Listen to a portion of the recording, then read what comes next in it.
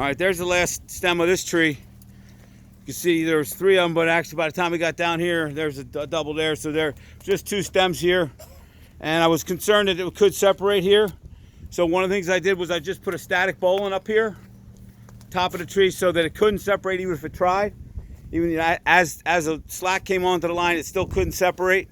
The hinge is in the back third here. The notch is about a little more than halfway deep, maybe 60% deep, 65% deep, leaving that hinge way back here, which, because see this, I could see from just the growth pattern in here that I was going to have a problem trying to create a good hinge in here. I couldn't trust this wood, so I dropped the notch quite a bit deeper in order to put my hinge wood back in the back half of that stem.